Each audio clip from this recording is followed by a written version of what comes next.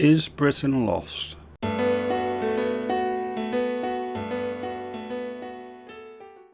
Good afternoon, I hope everyone's well today. Thank you for watching. The implications of the government's working definition of Islamophobia are concerning, to say the least, considering what's already come out over the past few days. Now, the government is at pains to say that this definition isn't binding, and they've even reworded it so they don't mention Islamophobia, although that is very much the intention, which I'll get into later in the video. First of all, remember a few years ago when we had that teacher from that grammar school in Batley that was forced into hiding for drawing a picture of the false prophet Muhammad? And apparently the local community, the local new arrivals, didn't take kindly to that, and they didn't really like it. Well, apparently it's now government policy in Labour-run councils to imply that the Muslims that were hounding the teacher and put his life at risk were in the right, because we've got this here. Pupils' drawings could be blasphemous under Islamic law. Labour councils tell schools, while music and dance classes may go against the teachings of Islam. Okay, what's that got to do with Britain? Or what's that got to do with the United Kingdom? It's got nothing to do with Britain, it's got nothing to do with the United Kingdom. It's got everything to do with Labour pandering to the Islamic vote, which has abandoned Labour because they don't like the way that they are handling certain things.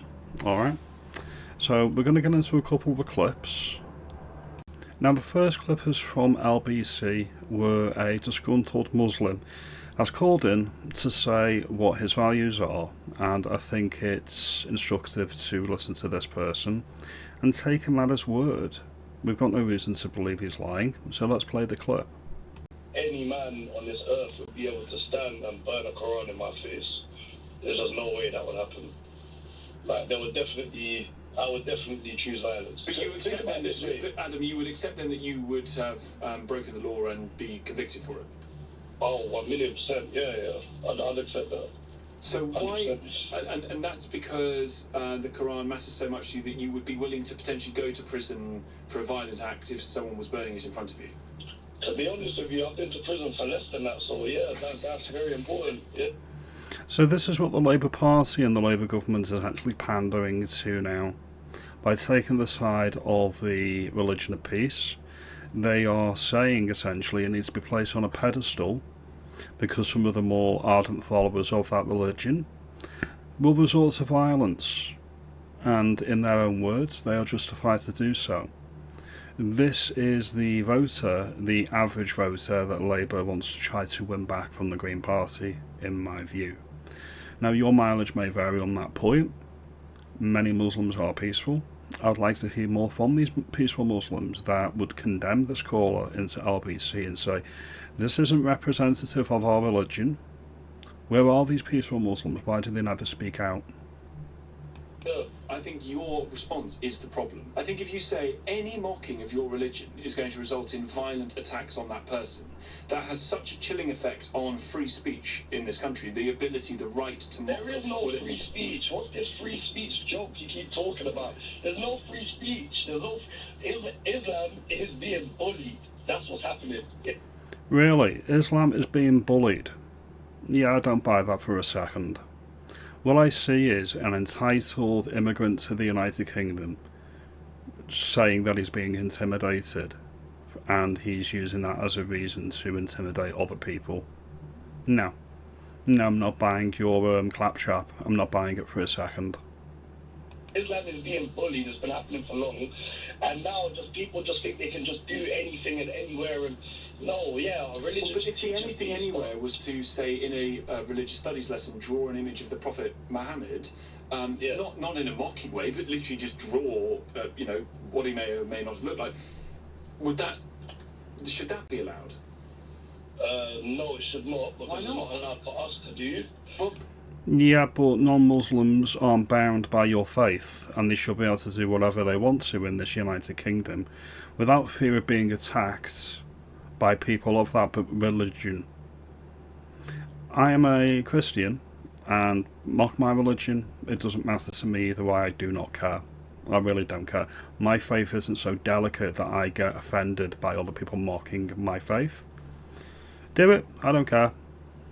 But you're If not someone me, was doing and I'm it, not if you. someone's doing that in a non-mocking way, maybe we could teach them and tell them why we don't do it, and we find But you it might do offensive. that, and they... Alright. You can find it offensive. Okay, we agree on that. You can find it offensive. That's great. Well done. Happy for you. You don't get to dictate policy, or you shouldn't be able to dictate policy to me because you don't like something. Alright? We have religious tolerance and freedom in the United Kingdom. If you don't like that, I'm sure there are plenty of other Islamic states that you can go to that will adhere to your cultural values and norms. I wouldn't want you to stay anywhere where you feel you're intimidated or you feel uncomfortable. You can leave at any time. And they are within their rights. That school might be within their rights. So that's absolutely understandable. That's your religious faith. Those are your religious traditions and cultures. We don't abide by that. This is a secular school. This is what we're doing. So we're going to leave that one there. But the issue that I've got is that these people block votes for a particular candidate. And in the last parliament, they actually elected some independent MPs. So what we're going to get into now is one of these independent MPs, Iqbal Mohammed. He was actually in the House of Commons, and he's actually attacking parliamentary privilege on behalf of his religion of peace.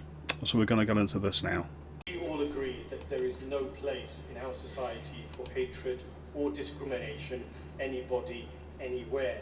Islamophobic incidents in the UK are at record levels.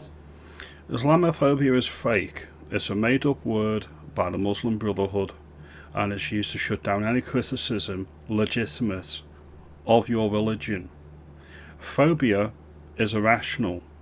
What would you call a real and proportionate fear of an invading religion and ideology foreign to the United Kingdom that seems to want to take over, change the way we run things, change the way we have freedom of speech in the United Kingdom?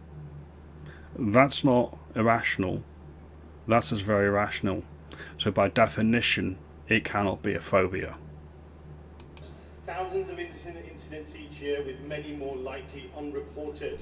Abuse is increasingly normalised, politicised through media, TV and online driven, institutional as well as street level.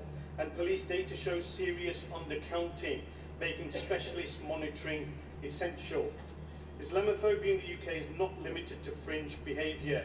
The data shows a pattern of escalating hostility and normalisation in public discourse, including this place and the other place.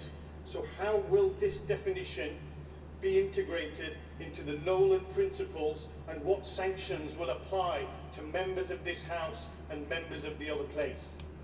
So what he's actually saying there is that he wants the government's working definition of Islamophobia to have repercussions for parliamentary privilege, which is meant to be protected in the UK.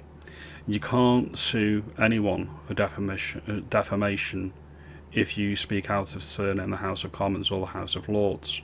This is parliamentary privilege. You are protected legally. What he is saying is he wants criticism of his religion to not fall under the parliamentary privilege. Again, this is an attack on how we do things. That might be the way that it works in Pakistan. That might be the way it works in Saudi Arabia or the UAE. We are not an Islamic country. We will never be an Islamic country. You need to deal with that, deal with the personal demons that causes for you, and move on. Alright, jobs are good one. Simple as. At the end of the day, it's only a book. Alright, it's only a book, and not a very well written one, but I digress. Exactly so. Well, it's for the House authorities to determine what happens with members of this House, but he's right to point to the huge concerns we should all share about the unacceptable level of hostility and abuse directed at Muslims, in all likelihood underreported, because we know that not all instances of crime of that kind are reported. So we're going to leave these here. Now, thankfully, the Free Speech Union have mentioned on TV that they think that this definition is unlawful of Islamophobia, and also the Islamophobia czar that they seem to be bringing in is also unlawful, because many of the things that are mentioned in this definition of Islamophobia are already illegal. And this is the thing: this is intended to shut down discourse, it's intended to silence people, and it's intended to make people think twice before they post something that they know to be true. Alright? Now, as always, your mileage may vary. Comment, like and subscribe. I will see you in the next video. You have a good day.